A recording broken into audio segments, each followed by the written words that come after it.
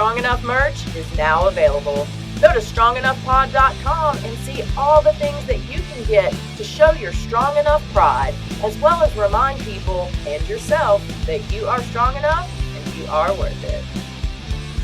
Welcome to the Strong Enough Podcast, where we talk about the challenges and celebrate the triumphs of people just like you. I'm your host, Claudia. Today's guest is going to talk about her own experience with domestic violence. She's going to share what it took for her to get to a healthy space and why it's so important for her to now help others do the same. Please help me welcome Sam Biafore. Sam, how are you doing this morning? I'm so well. How are you? I am well also. I know it won't be when people listen to this, but it is Friday, and I'm excited about that. And I am excited to chat with you today. Same here. Well, to start our chat, I would love it if you would tell the audience a little about yourself. Sure. Well, again, my name is Sam. I am a domestic violence survivor and advocate. And I know you and I connected because of that. But I'm here really to share my story and to share a little bit about, what I'm doing to help other domestic violence survivors and victims that are going through at the moment. But just, excited to be able to really share what's coming up for me and how I can go about helping. Maybe a little bit as far as my course that I'm creating that will help you to really be able to center yourself and learn how to meditate and get out of that headspace and those thoughts and fears. Meditating is so difficult for me. Do you Right. find that's true for a lot of people, or am I just the weirdo in the room?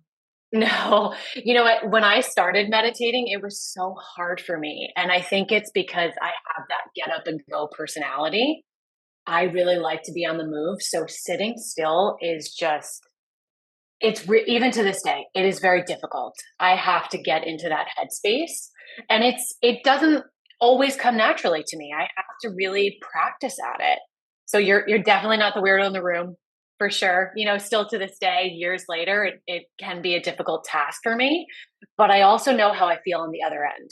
I know that I feel relaxed and calm and centered, and I know what is meant for me in that moment, right? What I asked for during that meditation. I love that. So I will reluctantly get back into it. I will continue to try. Even just a couple of minutes, it really can help, and just start small. That I can do. Well, I would love to back up a little bit and talk, a little bit about your personal story. What was it for you the moment that you knew that you were not in a safe space in your relationship? Well, I think if I'm being honest, I knew really early on, right? But, I was young at the time when I started in, this relationship. I was 25, and I'm a big believer that 25 and under, we are not fully developed and we do not know fully how to listen to our gut.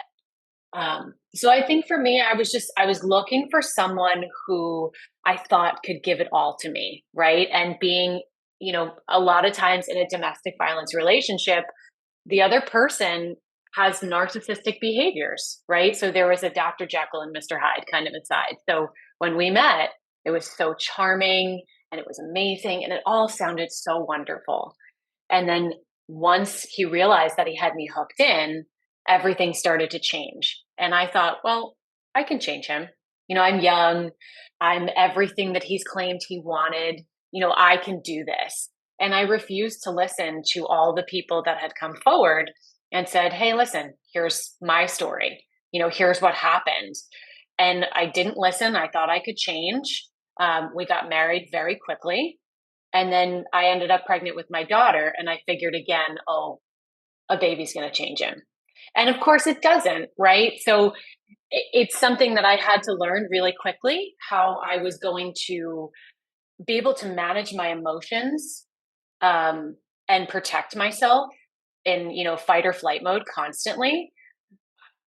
going back to your question, I knew really early on, but when I actually wanted to accept it, it was years and years later. You know, I find it very common, and I don't ever like to stereotype, but Mhm. women in particular really believe that we can change the other person. And For we sure. go in as the savior and think that we can just turn it around. Hmm. Why do you think that we do that? You know, I I think a lot of us have trauma from many, many ancestors ago, right? I'm a big believer that we carry on traditionally, right, from not only just our grandparents, but way, way back. And so I think that there's a long history of abuse in some way, shape, or form, at least within my own family.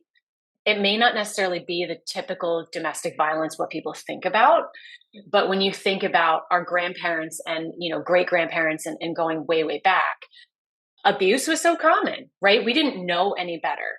Now we have the tools and the resources. And I think for me, I'm a very empathetic person. I take on what other people, give out. So I have to make sure that I'm paying attention to who's in the room now, knowing what I know. But, going back to being 25 and young, um, I think I was very empathetic and I took on what he, quote unquote, needed.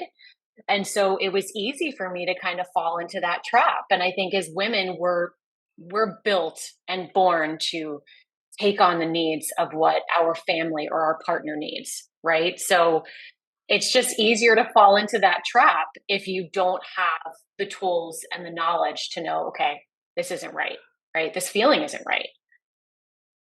You said you saw the signs early Mhm. on, but you continued because of kind of what we just talked about.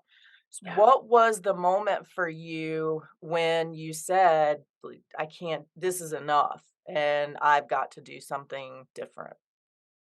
Yeah, I think, well, first and foremost, I was in a relationship for, it wasn't that long that I was there when I left the first time.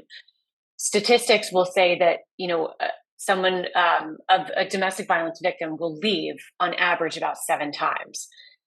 I can't count the amount of times that I left. I know that it wasn't 7, but I moved out twice. I also, I obviously moved back in. Um, a lot of it was financial reasons, right? And that's part of how they keep you, is making sure that you don't have the money that you need or the job that you need to be able to move on. I think the breaking point for me was he had other children, has other children, and there were a lot of issues with the other children, and I knew that I was in a never-ending battle when I tried to stand up for myself and my daughter and our household, and just behaviors were allowed from the other children that were unsafe for us, that involved the police. And I learned in that instance, the police were actually called on me. And in trying to protect myself physically, mentally, emotionally, and our, 2, 3-year-old daughter, I fled the scene, right? Nothing actually happened besides yelling. But fleeing, the cop at the time said that because he couldn't get my statement, he believed the other side. So I went to jail. Well, how many times can I go through that? At some standpoint, that was the second time that I had to turn myself in. And it's not because of, wanting to hurt someone, it's to protect yourself. And so, when you cannot trust even the police because someone has to be taken in, that's when it says, okay, I'm out. I can't live on a day by day moment of saying at any moment the police can be called and I might lose my job because I'm hauled off the jail, or now I'm going to have a record when it shouldn't be that way. So it was that turning point that said, okay, we're done, we're out. I have to figure this out, and I have to get out. You know, I understand as a former police officer kind of why the laws in a lot of states are the way they are and say that Hmm. somebody has to go to jail if there's Yep. certain criteria that are met. Yeah. But we do see quite often that the true victim is the one Mhm. or both, end up going to jail. And so that just further traumatizes the victim Yeah. and makes them fearful of involving the police. So, what were you able to do after that to kind of say, no, I got this. I don't need the police. I can just move forward on my own? Well, I don't know if it's necessarily something that just clicked. I think I just realized the pattern of how this was going to work, that calling the police wasn't going to make it better for me. It made it worse because even if I wasn't taken away or, even if they made him leave, it made him more angry. And it would make the situation worse once he came back home.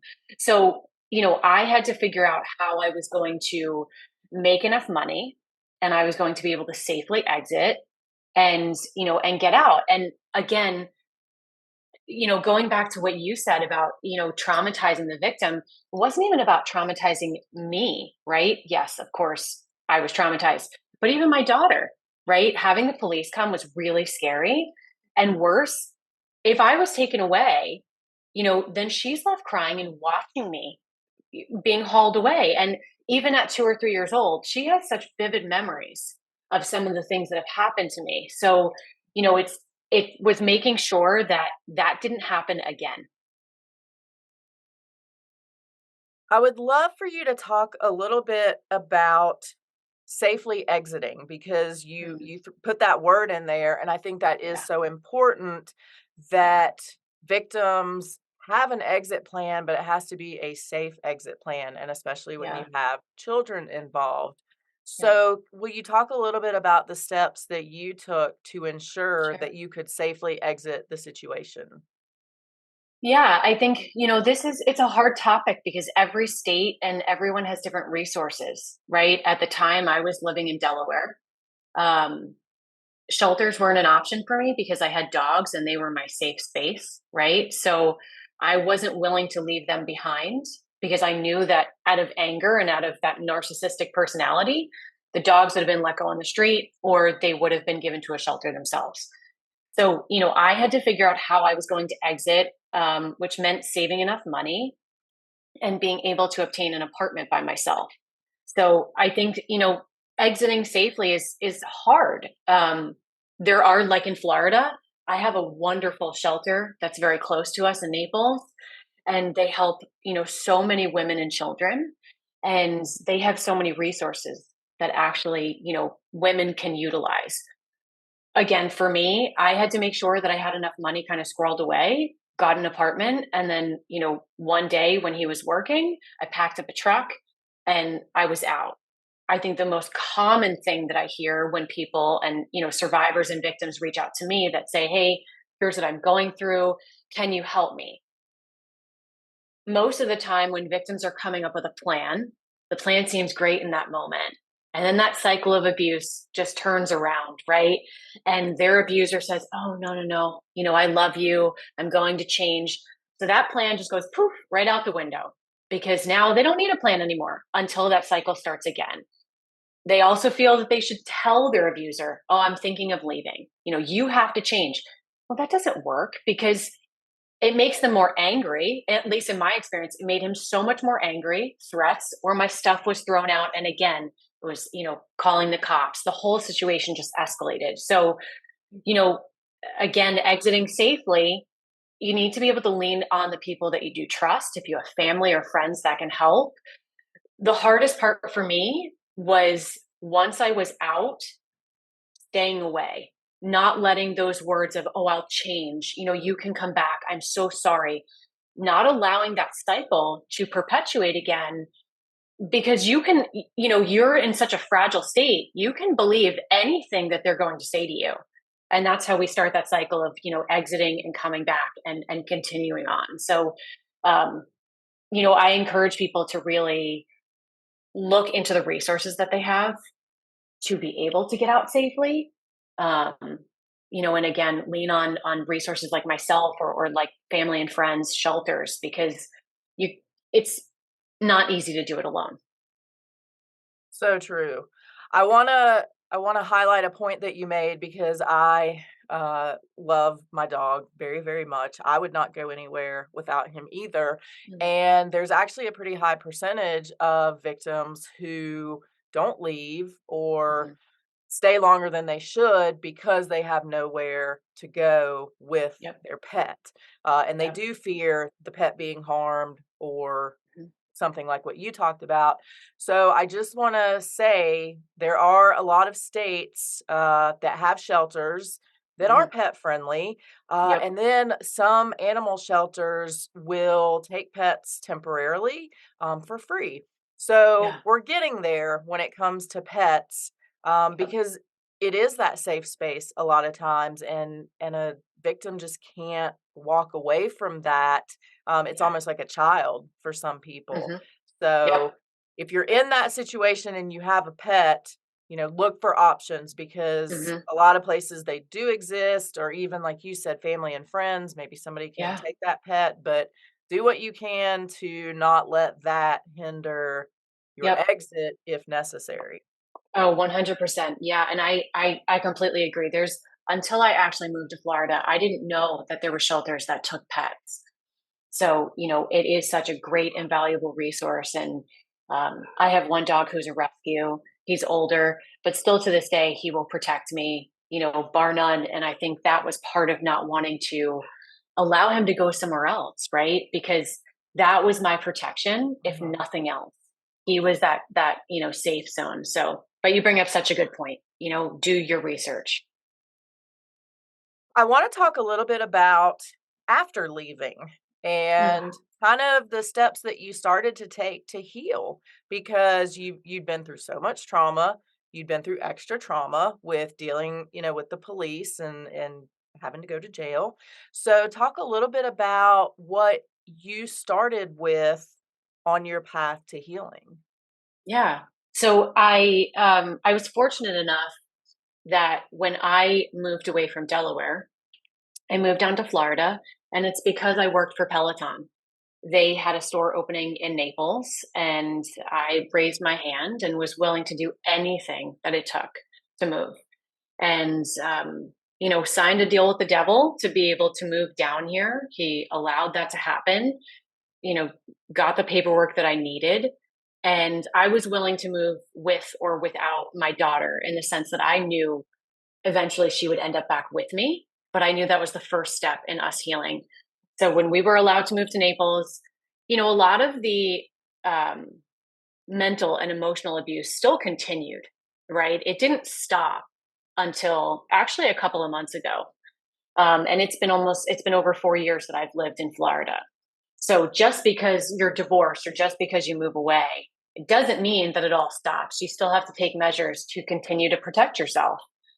When we came down here, it was such an amazing feeling to be able to move about freely and not have somebody, coming over and watching if your car's in your driveway or, making constant phone calls. We had so many states of separation that alone allowed me to heal. But I think the biggest thing was, believe it or not, I was in Naples for about 6 months and then the pandemic hit. So it was just my daughter and I. And Peloton was fantastic in allowing us, even working in a store, to stay home for 6 months and kind of oversee some of the back end duties. So for us, I had to learn to meditate, right? I had to learn, and I didn't even know that that's necessarily what I was doing at first. It was more of centering myself and learning to take a few moments for me in those days. And I started to really feel and hear internally what was meant for me. And it just kind of evolved from there. And, um, after the pandemic was not after the pandemic, but about 6, 7 months in, I decided that, through meditating and figuring out really what was meant for me, that October of 2020, I came out with my story and I shared via LinkedIn, believe it or not. And then, of course, Instagram and Facebook and all that followed. But I got people from the company that, reached out and said, okay, this is important. Your story it's amazing what you've been through, and we're so lucky, to have you here, that you've made it right to this point. Um, it sparked this whole transition within my career because it allowed me to reach people in the company, and of course people just in general in the world, where sharing my story helped us to design time within the company for not a conference, but it was something during Domestic Violence Awareness Month in October, where I was able to lead conversations, right? And I was able to, really put myself out there in the company, and otherwise. Um, and that kind of just sparked the whole, continuing to heal, because I realized, hearing other people's stories, that I still had healing to do, right? It would trigger me. Um, During that time too, I met my now current husband, and, talk about total opposites, right? I mean, this is a man who is the most loving, kind, and caring person, doesn't have a bad bone in his body. And I think being able to meet someone like that and realize genuinely someone that loves and cares about me versus someone who, as a narcissist, only cares about themselves, it turned my whole world around. And through my time with my husband, we only got married a year ago, but during that time, I'm still healing to this day. I'm a big believer that I will continue to work on myself until my last dying day, because I want to help others, and there are triggers now that I never knew I had, things that come up, and I think it's because I'm in a safe space, right? I'm loved, I'm cared about. There are things that I never knew that, bothered me, or maybe things that are coming up from my past. And I don't say that in a way to scare anyone. I say that in a way that I know that I'm healing, because I can actually acknowledge all those fears and those triggers. I think a lot of people do make that mistake where they think, well, I'm healed, everything's Hmm. great, I'm Yeah. I'm a year removed and I'm feeling good, and then Yep. something happens that kind of sends them tumbling, and then they feel like a failure. Well, Hmm. gosh, I wasn't healed, and did I even do anything good, and what's happening Right. here? What do you think is the best way for somebody to understand that it is an ongoing process, and to cut themselves some slack and know that there maybe forever will be triggers or different things that happen that affect you in a negative way? Yeah. Giving yourself some slack is, at least for me, that was huge, right? Because during that abusive relationship, I wasn't allowed to have any slack, right? I wasn't allowed to make a mistake. It was the end of the world if something like that happened. So, you know, giving myself slack is still a learning process, not being so hard on myself, learning to accept, me for who I am, that I have flaws, and, I'm going to make mistakes, and it's okay. And I think having my daughter has been the biggest, and best thing for me, because I have to be a role model for her. And I have to make sure that when I make a mistake, it's okay. We pick ourselves up and we move on. And I say the same for her as well. But yeah, it's none of that is easy, right? Of saying, okay, I have to heal. I think the biggest thing that has helped me is taking it day by day, right? Of taking it moment by moment. And I've learned that just because I have a bad moment or a setback, it doesn't mean that I've had a bad day. So, I could have a trigger first thing in the morning, I could have a trigger late at night. It shouldn't offset my entire day. And, learning to go to bed and say, okay, what were three amazing things that happened to me, or, that I did today? It could be the littlest thing, right? I got to sit in silence and had my coffee. That could be something amazing for me, or, being able to be a part of your podcast. I mean, it's one of those things where you take those moments and you say, okay, you know, maybe I had a bad interaction with, you know, my ex-husband. Okay. We don't let that take over, because I've also noticed and realized some of the physical things that happen to me when I have those bad moments, right? I get really cold. I stop eating. It's those perpetual things that I've learned to know what those even little triggers are or things that happen to me, and being able to reassess and say, okay, even if it's not meditation, even deep breaths of 4 counts in, holding 4 counts out, it helps your whole regulatory system so much, and it just changes the following moments for your day, for your week, moving on. I want to talk a little bit about your job, not your Yeah. specific job, but the Yeah. fact that your company was so supportive of you. Mm, I know that there are now laws, and I think it's federal. I can't swear to that. But employers now have to give people time for things related to domestic violence. So going to court or going to a yeah. therapist and things like that. But your company went a step further, really, Mm, by embracing your story and what you went through and really making that a pivotal moment for them to inform others. yeah. How did that feel for you knowing, before you shared it that you were kind of like, well, they're either going to love it or I'm going to be jobless, Yeah. and getting to the point of, wow, like they really wrapped their arms around you. Mm. How impactful was that for you and for your healing process? I mean, to be able to be recognized, right, just in general, was such a fantastic feeling to know, okay, first of all, I'm not alone, right? I know that there are so many others that they may not come forward, but this moment is going to impact them. And to be able, it took, quite some time to be able to get that conversation out there, but it happened, right? And it's an ongoing conversation. I think, we all have a lot of work to do as far as not just making it during Domestic Violence Awareness Month. This is a conversation that should be happening when it comes to our leaders, when it comes to our staff, and individual teams. Trauma affects us in our workplace, right? There's no way we spend so much time at work that what's going on at home, at some standpoint, you're going to bring into your job. So to be able to understand the behaviors and the why, because when I was going through in the thick of it and still involved trying to get out, if you said hello to me the wrong way, I burst into tears. Now, if you know me today, you know that I'm, one pretty tough bitch, but back then I could just, I burst into flames. I mean, I had so much tension and stress. So making this an ongoing conversation where it doesn't have to be heavy all the time, but to have a trauma informed system in place and learning to understand, employee retention would be better. Happiness in your culture would be so much better.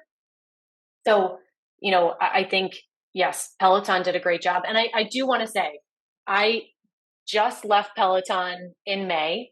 I didn't want to, but our store had shut down. So, I hope one day my goal is to be able to work with Peloton, not for them, but work with them and to help build more trauma informed systems and be able to continue to teach the importance of domestic violence. Because again, everyone thinks, my thought of domestic violence when before I went through it was, oh, it's all physical. No, it's mental, it's emotional, it's financial, it's sexual. There's so many different ways to it.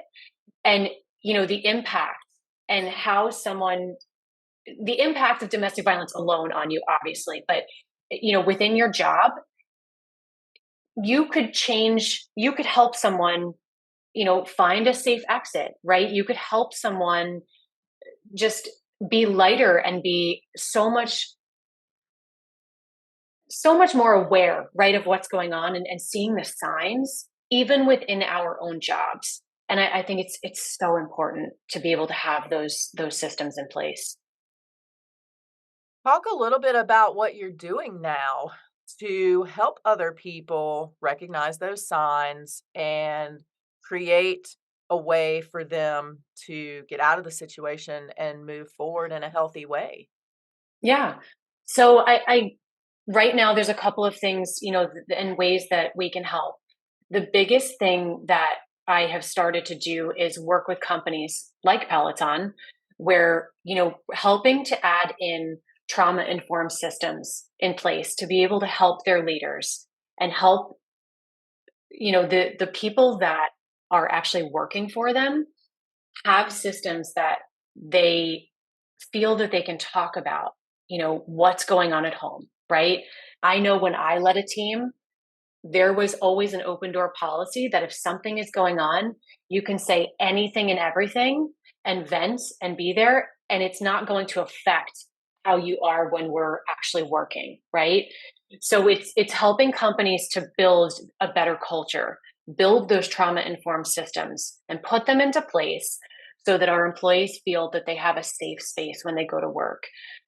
That's the first and foremost thing. And I think for a business to be able to bring on someone like myself, it allows the victims and the survivors to have those resources at no cost to them, right? But the employers are benefiting because they have better employee retention, they have a better culture, they see the difference in their workplace.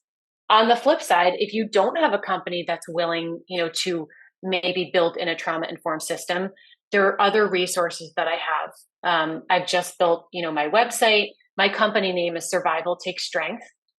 And so you can go onto my site and there's either a meditation course that will really help you to understand why you're feeling the way that you are and be able to help center yourself and get you to a point of positivity. And there's also other things like how I started, right? There's affirmations and journals that can help in little ways and help you in the way that you feel that you need, to heal. That's how I started. I started by listening to affirmations by Louise Hay. And I swear she saved my life. Being able to hear the things that she said and start to believe them about myself versus what I was actually being told, it changed the whole trajectory. And it's why I stand here today versus, ending my life as I thought I should have because I didn't feel that I was worth it. In working with companies that you're dealing with now, are you getting any pushback from some of the people there that, like we talked about, think that, well, abuse is just physical, if somebody's just saying bad things to you, that's no big deal. What are you seeing in the culture of the places that you're working with? Sure.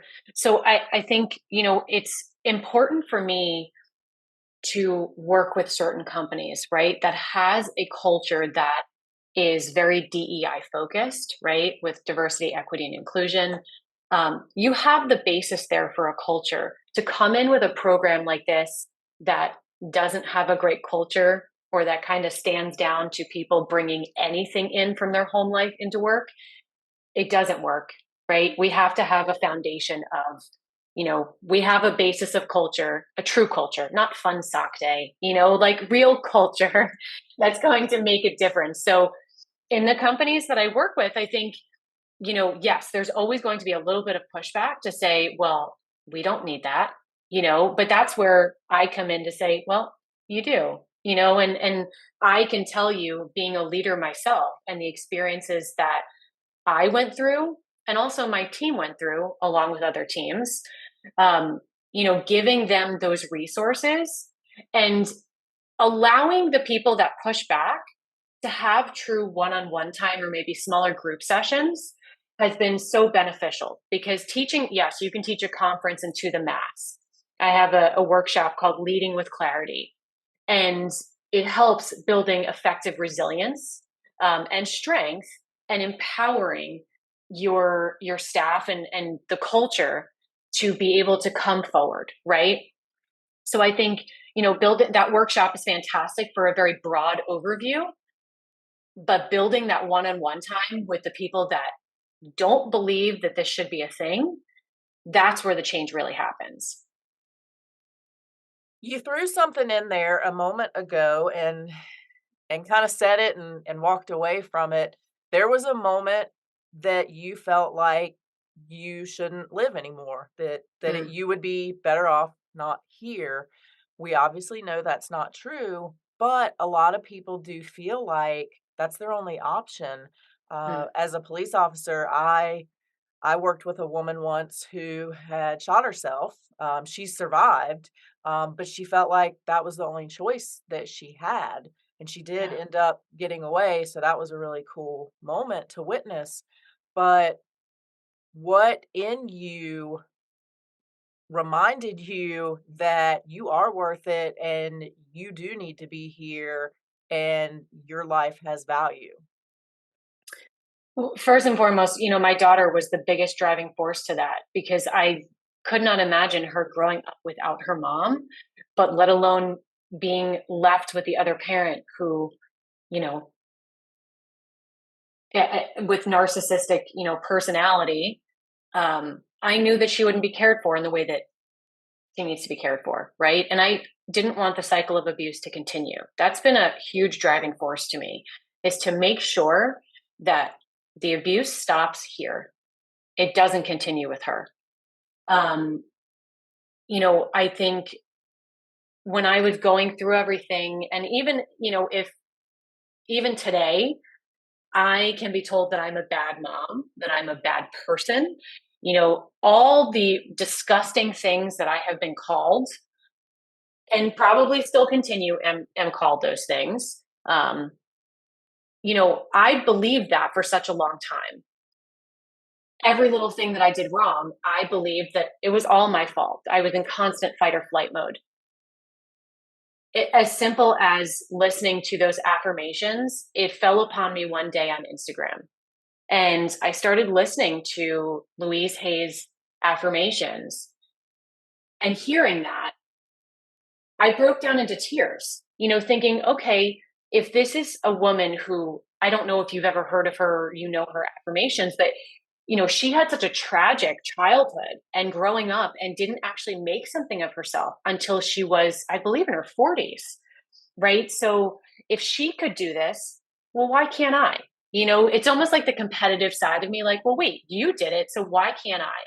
And it was starting so small to say, okay, just, listening to those affirmations for 5 minutes a day and taking it in and building that strength within myself, taking every piece of getting out one step at a time, not thinking of the end.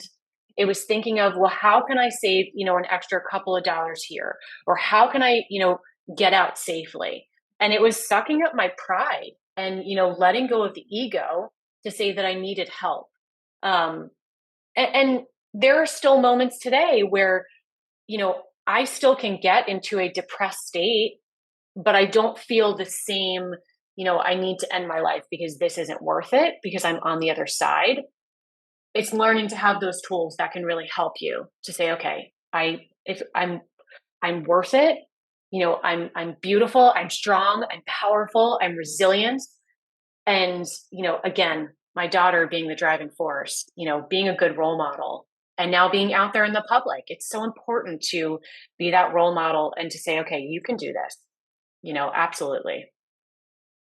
I absolutely love that as well. And I think everybody could use a good affirmation every now and then, whatever your Mhm. situation is. Yeah. Did you ever go to a therapist? Because that's a big hot topic that we have on here a lot.